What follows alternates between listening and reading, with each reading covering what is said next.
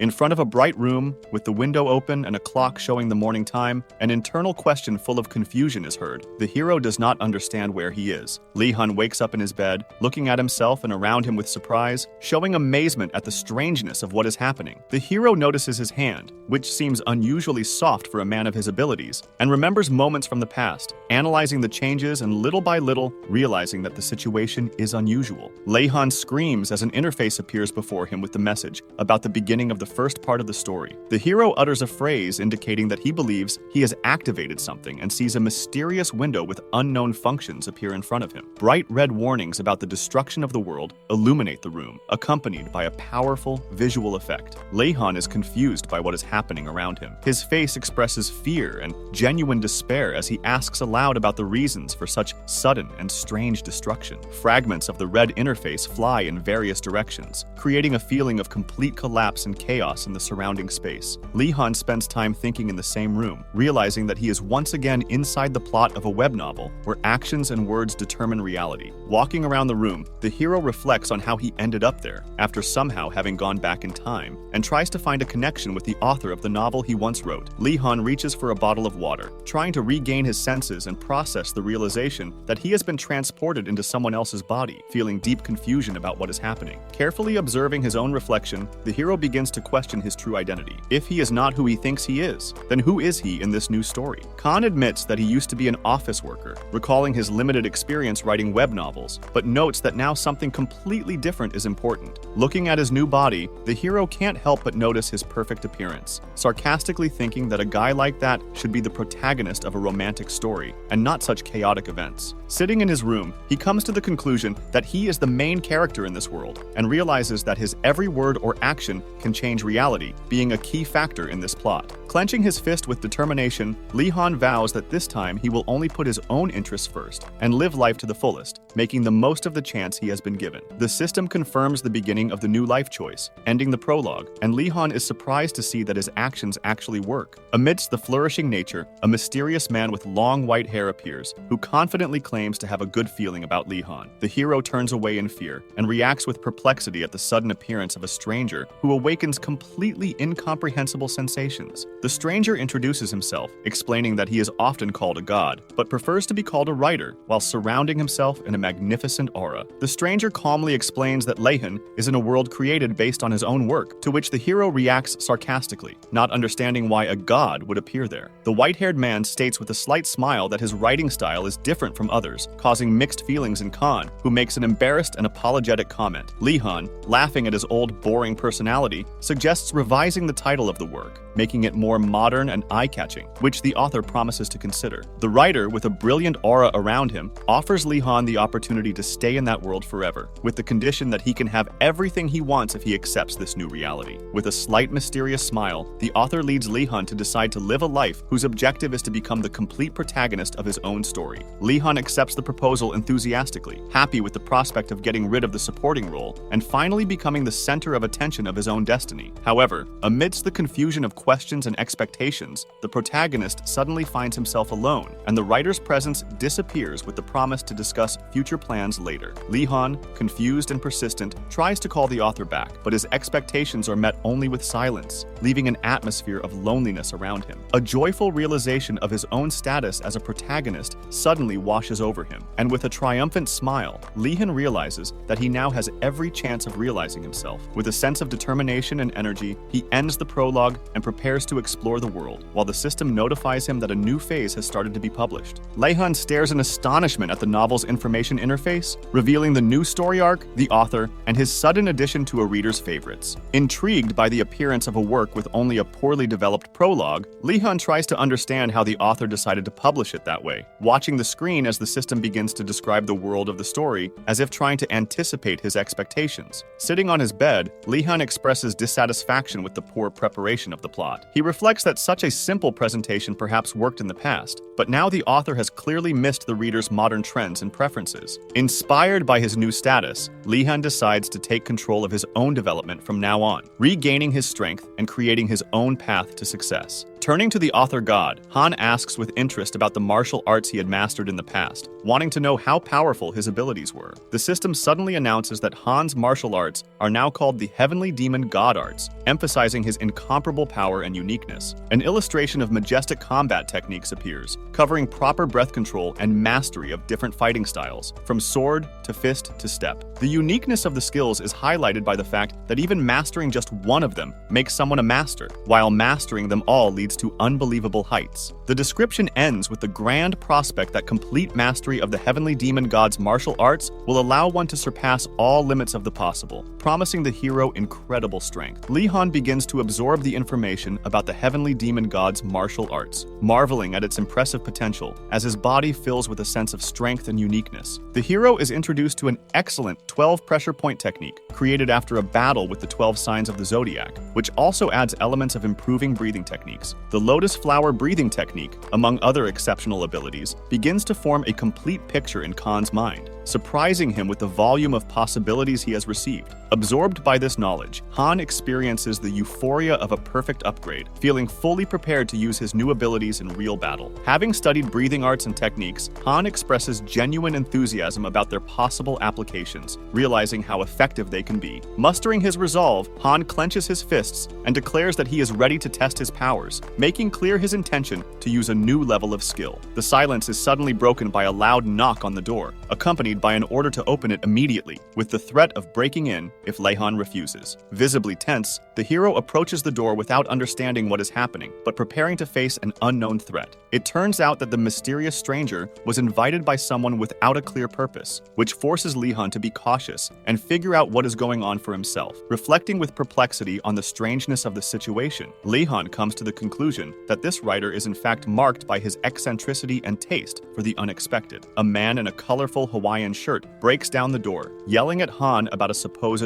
wrong password, causing chaos in the room. With slight mockery, the stranger says that Li Han looks better than he expected, while the confused hero tries to understand who is standing before him and why that person is there. Realizing that the unexpected encounter requires clarity, Han decides to get to the bottom of the situation and wonders who this newcomer is. With a smile on his face, Li Han understands that the reason for the visit is obvious and comments to his opponent that he clearly came at the right time. The system reveals that the stranger's name is Quan Sanang Hu. His role is that of an additional character, and his main mission is to take money from Li Han. With a confident expression, Li Han states that he wants to test one of his new powers against an opponent, suggesting an imminent test of his abilities. Angered by the comment, Quan attacks Han, shouting and showing signs of aggression. However, Li Han dodges the blow with ease, demonstrating incredible speed and balance, leaving the attacker at a disadvantage. With a smile on his face, Han notices that Quan's movements are too slow and begins to get bored with the lack of challenge in the confrontation. Quan, confused, says that Han should have fallen from the blow, but the hero calmly responds that the pace of the attack is predictable and slow. Li Han casually notes that this situation is no surprise since he is now the main character, and warns his opponent not to jump to conclusions. Quan, furious, attacks again with screams, but his aggression clearly does not impress Han, who remains calm and confident in his abilities. Memories of past moments in Han's life flash before his eyes, helping him use the techniques from those memories with precision and confidence. His body synchronizes with his previous life's experience, allowing him to perfectly dodge an attack while executing a flawless move using his new celestial demonic martial art. Han envelops his opponent with dark energy, demonstrating the power and destructiveness of his force. The force of the attack throws Quan backwards, his body losing stability as the energy hits him from head to toe, emphasizing the inevitability of his defeat. Falling to the ground and regaining consciousness, Quan emits a sound mixed with confusion and embarrassment as he realizes his defeated position. Standing over him, with an arrogant smile, Han declares that Quan has lived too long without learning to respect a true master. Khan adds that many things in life are not as simple as they seem, emphasizing the difference between his strengths and abilities with cool confidence. He concludes his speech by advising Quan not to trust his eyes, as Han's true power goes beyond what is visible. Li Han, with a thoughtful look, admits that there is no justice in the world, expressing his philosophy about reality. Suddenly, the writer appears sitting in a bright beam of light, and comments with a smile that such words are worthy of a true protagonist. Han approaches the writer with enthusiasm, asking how the protagonist should use his skills and martial arts to achieve his goals. The writer reveals the shocking fact that Lee Han returned to the past because he was killed, adding that revenge will now be his ultimate goal. Surprised, Han tries to object and points out the inconsistencies in the annotation, but the writer admits with a slight laugh that he made the changes manually himself. Khan feels anxious and begins to think about where the one he must now take revenge on is and how to restore justice. The writer says with a smile that Lee Han is in a big hurry to learn everything, adding that he first needs to learn to adapt to the new world. Quan, observing the dialogue with suspicion, observes that the writer did not think anything through correctly, expressing disagreement with his approach in creating the plot. The writer states that Lee Han is now the main character of this novel created together with him, and that the entire story revolves around the hero himself. He wonders if Han is inspired by his idea, leading the hero to realize the importance of his new role. Han confidently declares that he intends to actively participate in the creation of his own story and not just follow the plot established by the writer. He sees this as a great chance to fulfill his desires and make his dream come true, becoming a true master of his world. Han, with a casual expression on his face, reminds Quan that he once borrowed $3,000 from him and offers to return the debt with interest, increasing the amount to $30,000. Quan panics and asks where he can get that kind of money in such a short time, and Han nonchalantly replies that it's not his problem, leaving him to think on his own. With a calm smile, Han advises Quan to find a way to make money, emphasizing that he will have to be creative. Han also mentions that even goblins offer loans, making Quan even more nervous and weigh his options. Scared and unwilling to argue, Quan exclaims that he doesn't want that kind of life and quickly runs out of the room, not wanting to continue the meeting. The writer, observing the situation, admires the idea of adding fantasy races like goblins, believing it will bring more depth and interest to the story. The system instantly confirms the addition of new races, goblins, orcs, elves, and dwarves, confirming the integration of fantasy elements into the world. Lee Han notes with satisfaction that everything he says is born in this world, appreciating his new ability to influence reality with words. The writer suddenly has a new idea, to propose a fusion of the worlds of martial arts and fantasy, much to Han's surprise. The writer happily adds that the events will begin from the moment the worlds collide at the end of the Second World War, which makes the story unique and exciting. It delves into the narrative line explaining the connection between martial arts and the existence of magical races, which should add depth to the new world. Enchanted by the process, the writer begins to throw pages into the air in a lively movement, to which Lee Han only cautiously comments that he is exaggerating a bit. Almost laughing, Han admits that the addition of the new elements made the story more interesting and is eager to see what happens next. Han adds that the richness of detail works well in moderation, and that his prior knowledge of martial arts makes his portrayal of the protagonist more realistic.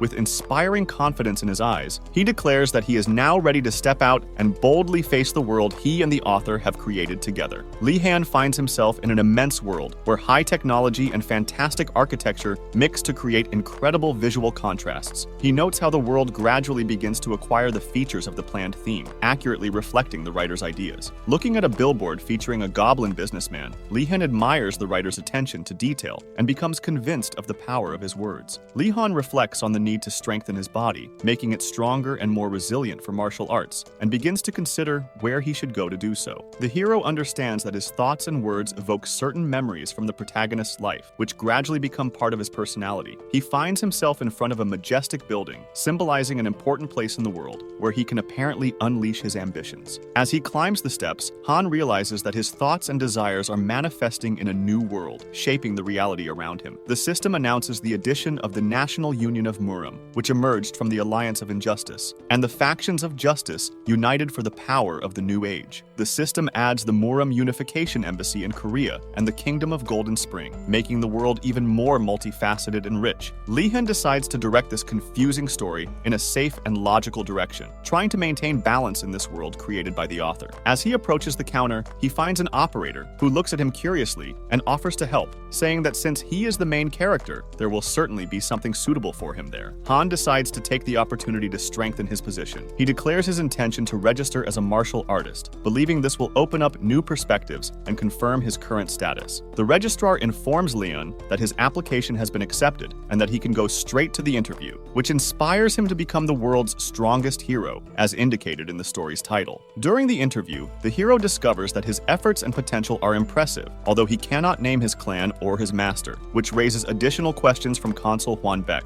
responsible for the interview. He emphasizes that a student like Han would make his teammates proud by showing respect. Juan Beck tells how, after the collision of worlds, many people, especially the elderly, were unable to adapt, suffering from loneliness and change. The consul adds that those who helped face difficulties are now called righteous, and invites Li Han to join Murim if he wants to dedicate himself to this mission. Khan thanks him for the compliments, but notes that the speech has already gone on too long, as he didn't come to talk, but with a specific purpose. Li Han explains that he wants to meet with the consul not as a Muram newcomer, but as the head of the Dragon Sword clan, which arouses visible interest in his interlocutor. Juan Beck shows curiosity, asking about the reason for Han's visit, who suggests getting straight to the point, demonstrating his seriousness. Khan shares a plan to hold a grand event centered on the Dragon Sword clan, hinting at a special treasure the clan possesses. The hero reveals that this treasure is the first celestial decree of primordial fire, which previously belonged to the protagonist himself before his return, which is confirmed by the system. The system explains that the first heavenly decree of primordial fire contains the soul of a heavenly demon, making it an incredibly powerful artifact. Juan Beck's role is elevated to a supporting character, and his aura becomes even more vibrant and impressive, highlighting his importance in the current story. Li Han calmly states that he is the true owner of this treasure, and that he came to get it after fulfilling his part of the mission. Juan Beck looks at Han with confusion, questioning how he dares to claim something so valuable, suggesting that an explanation is necessary. The consul demands justification, activating his combat aura to emphasize the gravity of the situation and test Khan's intentions. Li Han, observing Juan Beck's behavior, realizes that everything is going according to his plan and decides to act. He focuses his magic and activates a powerful spell, intending to recover the treasure that belonged to him in the past, adding a new technique to his repertoire of skills. Li Han's sensitivity to magical currents increases, and the system confirms the addition of the technique, the 12 pressure points Great Rabbit technique, making him even stronger. The power of his technique continues to grow, as does the key energy, which is confirmed by the system and visually manifests around the hero. Li Han notes that the technique seems completely unbalanced, but is surprised by its potential, realizing that with each sign, its power becomes more incredible. Juan Beck dismissively comments that Li Han's ability to control ki means he chose the path of death, questioning who sent him. Li Han responds with a slight smile that, being the main character and the strongest in this world, his life will not end so easily. Angered by the hero's calm response, Juan Beck declares that he will reveal his dark secrets personally, activating a powerful energy strike with his sword. Han, faced with a sudden attack, is thrown back by a powerful blow, his body instantly reacting to the enemy's strength. While admiring Juan Beck's speed, Li Han notices that his sensitivity has increased greatly, allowing him to better analyze the enemy's actions. The hero understands that this enhanced sensitivity helped him avoid a critical outcome, and the system confirms the addition of the martial art Strike of 1,000 Beasts. Juan Beck concentrates the power of the Strike of 1,000 Beasts, one of the most difficult techniques of the Dragon Sword clan, highlighting its complexity and power. Meanwhile, the writer observes the events with enthusiasm, commenting on the scenes with excitement, while Li Han critically evaluates the need for his intervention. Juan Beck launches another powerful blow, and Han finds himself faced with his immense speed and energy, trying to find the right moment to counterattack. The hero, caught in a fast-paced confrontation, realizes how quickly and dangerous. Your opponent persistently advances through the energy flows. Han observes Juan Beck, realizing that he is different from the person he knew in the past, which increases his doubts even more. Juan Beck also notices changes in Han, believing that he clearly no longer possesses the abilities of a second-generation human as he once did. Despite the confusion, Han decides he needs to obtain the treasure and prepares to attack, determined to use his full power. The system confirms that changes have been made to the character Juan Beck. His abilities have been enhanced, increasing the threat he poses to Han. It is revealed that Juan Beck is in fact a first-generation martial artist who emerged after the collision between dimensions, revealing his true nature. Shocked by the new circumstances, Han accuses the author of deliberately complicating the fight, making his opponent even more dangerous. The battle reaches its peak. Han and Juan fight amid a powerful storm of energy flows, each attack echoing like thunder. Juan Beck focuses on his 1,000 sword strike, which appears to pierce Han, displaying his unbridled power. Han realizes that he hasn't had time to think about his image and position in this world, but the battle leaves him no room for that. With renewed determination, Han shouts the activation of his 7th form technique, revealing a hidden potential that promises to change the course of the confrontation. Using his 7th form, Han creates vortexes of powerful energy, surrounding himself with a dark aura and charging at Juan Beck. Han's energy blast knocks Juan Beck off his feet, causing his body to fall backwards as chains of power explode all around him. Astonished, Han is surprised to realize that he used all his strength, but the result was not what he expected, leading him to question his actions. He reflects that Juwan Baek is just an ordinary person protecting his clan's treasure, while he, Han, has applied excessive effort, like punching a bag of potatoes. Panting, Juwan Baek thinks in disbelief that his actions will certainly generate a lot of criticism, making him seem illogical. With a bleeding wound, Juwan Baek declares that he possesses the first celestial decree of primordial fire, emphasizing its importance. Despite his condition, he firmly states that he will never give up this technique, even if it costs him his own life, demonstrating incredible determination. Juwan Baek accuses Han of being the only one who wants this technology, and Han feels internal conflict, realizing he is looking like a villain. Frustrated, Han understands that he needs to find a solution that will allow him to get out of that situation without tarnishing his image. With empathy, someone gently places a hand on Juwan Baek's shoulder, asking why he had to fight beyond his capabilities, suggesting a peaceful end to the conflict. Juwan Baek, with a weak smile, recognizes that Han must have overcome many difficulties, but warns that for the clan, this is the greatest treasure, while for Han, it can become a deadly poison. Han confidently states that the Dragon Sword clan no longer needs to carry this heavy burden, demonstrating a noble determination to shoulder the responsibility. Juwan Baek is surprised to realize that Han is using the energy of the Heavenly Demon Lotus breathing technique,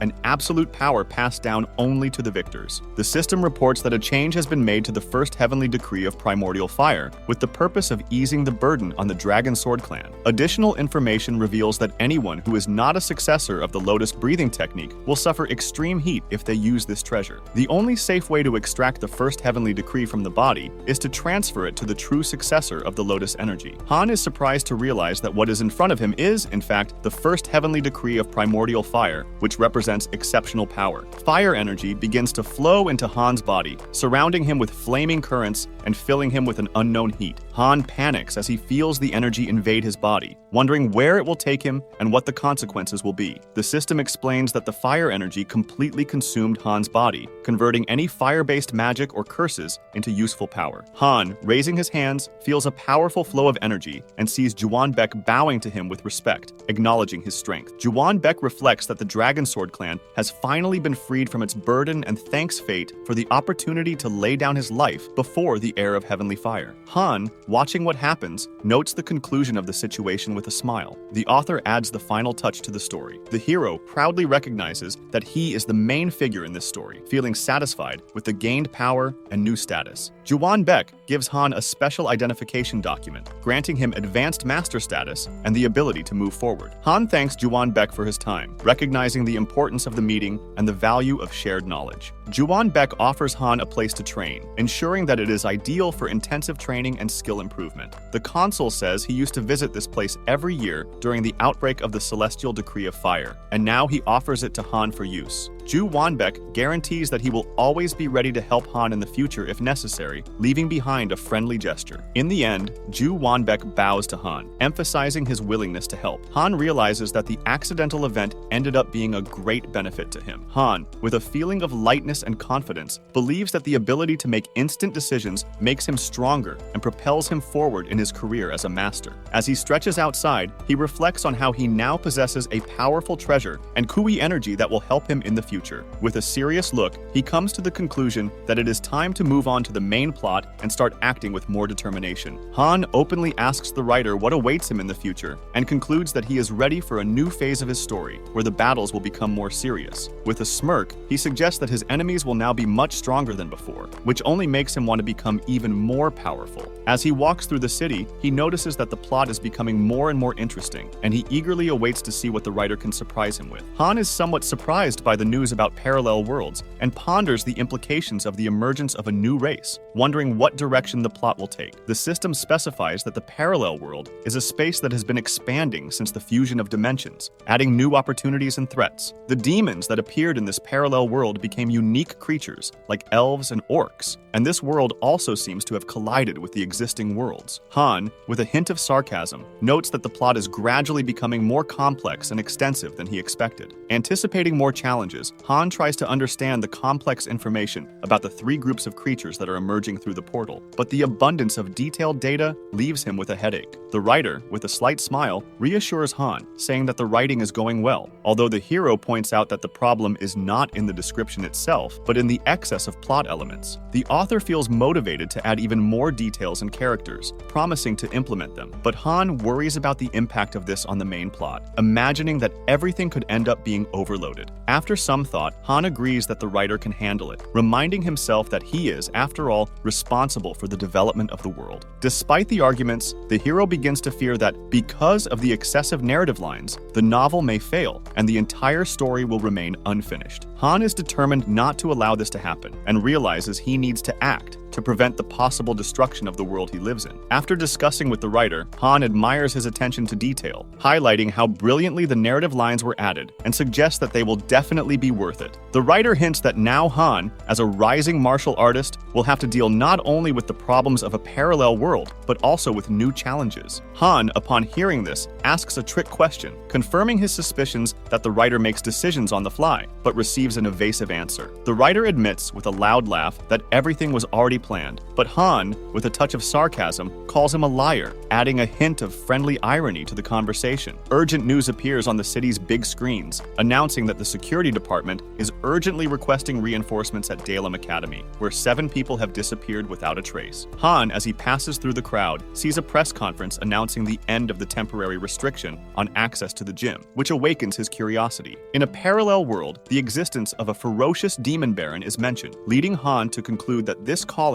may be exactly what he needs to prove himself. With a smug smile, Han decides it's time to shine and sets Dalem Academy as his next destination. As he approaches the area cordoned off by security tape, he hears warnings that it is a dangerous area and that it is best to keep his distance. Observing the crowd, Han wonders how the demon could have appeared in a place like that and decides to investigate the situation on his own. A police officer who crosses Han's path comments that he looks more ordinary than he expected and tries to distract him from the dangerous area. Han shows his ID card, which catches the guard's attention. Realizing that he is facing an advanced martial artist, the guard is surprised, but lets him pass without blocking him. Thinking through the details of what is happening, Han considers how to make this case more meaningful and compelling to himself by linking it to a personal vendetta. A security department employee politely asks Han to present his ID for verification, which puts him on alert. When asked about the problem, she states that she wants to revalidate the information due to uncertainty in her superior's orders. She introduces herself as Shin Yun-A, a minor character who works for the security department, which makes Han question her role in the events. The writer, intervening in the situation, explains that he added a new character to give more life to the plot, leaving Han intrigued by the possible lack of justification for such a decision. Shin Yun-A explains that the lack of official permission to let anyone in is the main reason for his checking, which makes Han a little insecure. After checking, she states that the standard procedure is complete, and thanks Li Han for his willingness to help with the current situation. Before entering the problem area, Shin Yuna offers to show him some extra equipment and explain the details of the mission, encouraging him to follow it. She explains that at the beginning of the operation, there were 6 teams involved, but now there are only 2 left, the 7 Ghosts and the Green Swords. In the weapons room, she warns Han that if he finds the situation too dangerous, he can always retreat. Li Han excitedly picks up the powerful revolver, admiring its design and the possibility of using this weapon in the mission to come. Li Han, looking at the weapons on the wall, thinks about trying out some of the new equipment available, strengthening his resolve. An employee from the security department informs Han that the swords are in the next compartment, leaving him to ponder his choice while observing, fascinated, the metallic revolver with a smile on his face. Khan picks up the revolver, feeling confident and ready for the challenges ahead, as his internal monologue addresses the writer. Upon entering an abandoned building with rusty metal doors and a cracked piano, he realizes that the entire interior resembles a maze. The writer explains that the parallel world is based on the real world, but the zone has significantly increased in size, offering more space for battles. Khan half-heartedly notes that more space is not always better and continues to proceed cautiously. In a dark corridor, he is amazed to discover the bodies of the combatants, realizing that they are all dead, which shocks him deeply. Han remembers the words that the only ones left from the original teams were the 7 Ghosts and the Green Swords, but it becomes obvious that the dead belong to those groups. Shocked, He reflects on how all these fighters were killed, leaving him no chance to prove himself and intervene. He admits that he imagined heroically appearing in the center of battle with the aim of saving everyone, but the reality was completely opposite for him. Han begins to think about the risk of what is happening, trying to remember who he was before going back in time, and finds inner support in that. Convinced of his strength, he decides that the first thing he needs to do is collect weapons from dead fighters to strengthen his own arsenal. Despite his confidence, he remembers to remain vigilant because in an unfamiliar place, it is impossible to predict what might happen. As he picks up a grenade from the ground, he thoughtfully notes that one should not underestimate the author, as he is capable of adding unexpected twists to the plot. He continues to slowly walk down the dark corridor, with closed doors, thinking that everything could change drastically at any second. With interest, Han decides he needs to check what's in the office and quickly runs towards it. While running down the hallway, he accidentally activates a grenade, but manages to throw it away in time, falling to the ground and dodging the explosion. The explosion illuminates the room with intense light, creating a dramatic scene, and Han prepares to discover what's behind the open door. Upon entering the director's office, he notices with slight irritation that there is nothing inside, which makes him suspicious. Han is suddenly attacked by frightening creatures and immediately goes into alert mode, analyzing the situation. The sharp demon men rush towards Li Han with shrill screams, demonstrating their agility, sharp claws and teeth capable of tearing flesh. Khan dodges with acrobatic ease and counterattacks with his blade, slicing through the nearest demon and leaving a glowing arc of energy in his wake. Scratching his ear and adjusting his knife, he hears an unfamiliar voice praising him for effectively destroying the foul creatures. Standing on guard, from the thick shadows emerges a massive leader of the sharp men, whose bloodlust can be felt even from a distance, and Han prepares for yet another fight. In the monster's chest shines the heart of a demon, a rare artifact from a parallel world that can be reused in many ways, which increases the hero's interest. The leader rises into the air, creating a powerful shockwave that makes Li Han's ears pop, but he remains calm and attentive. Then a veritable horde of lesser demons advances towards him, surrounding him on all sides and creating a chaotic wall of claws and fangs. The hero holds the sword hilt more firmly, causing all opponents to attack at the same time. With a serene expression, he looks up to confirm that all the enemies have indeed gathered, setting the stage for a full-scale counterattack.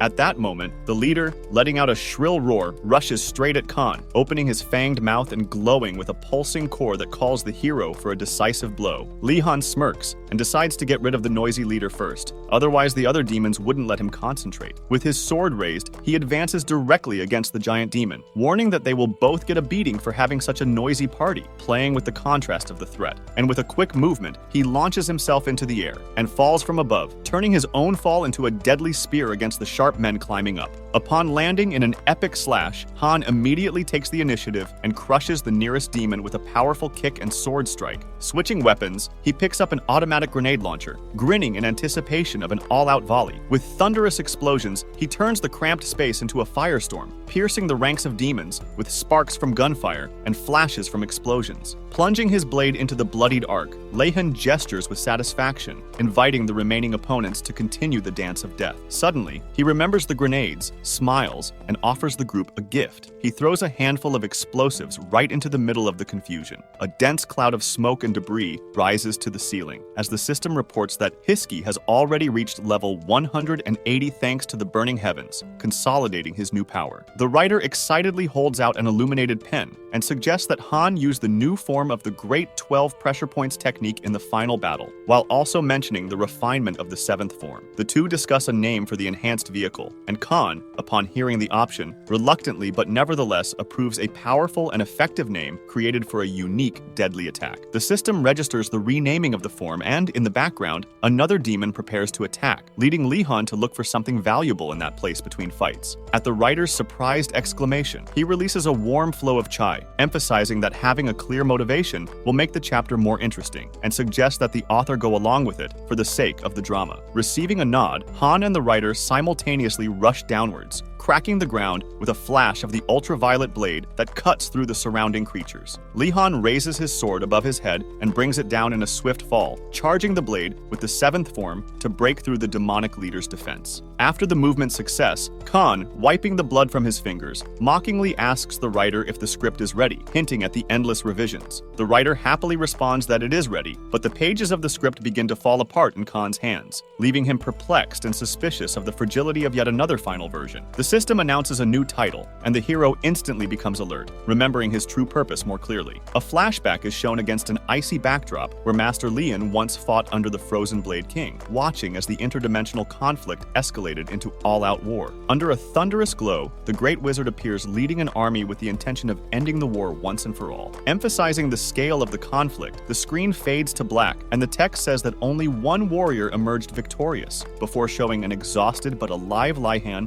lying on the battlefield. The Dawn panorama reveals Lihan as the sole survivor among the ruins, symbolically claiming the legacy of the celestial demon. In the present, a mysterious dark sorcerer materializes from the violet flame. Lihan and the writer discuss below that there is still time to obtain secret texts and treasures before the war begins, remembering that the artifact once belonged to them. Smiling, Lihan notes that the sooner he recovers his inheritance, the better, because once he returns to the past, time will be on his side. The writer starts a lively conversation, and Lihan agrees, mumbling that it would be good to finish the work quickly and eat something. Lihan's footsteps echo through the smoky corridor as he calls on the hidden enemy to appear soon and end everything once and for all, as his hunger only increases. Lihan opens the door and confidently announces that he has finally met his opponent. Sitting inside the room filled with purple chaos is Baron Sia, a demon from the 7 demonic standard bearers who appears absolutely serene, as if his every movement obeys the laws of this world. Swiggy states that he is already starting to feel bored, encouraging Lihan by saying that his appearance was a long-awaited event. With a mocking smile, the demon notes that ordinary humans have already lost all interest in him, but hints that Han may be an exception. The hero speaks to the demon, proposing that they stop the empty conversations and speed up the end of the meeting, as Han is consumed by a growing hunger. Svidik loses his composure at Lihan's defiant words. Demonic fury flashes in his eyes, and in response he clenches his fists. The Baron activates his ancient demonic technique, raising a powerful magic circle and filling the space with purple and black energy, crushing the boundaries of reality. Lihan is stunned by the sudden increase in power, wondering why the difficulty has increased so much, and begins preparing counterattacks.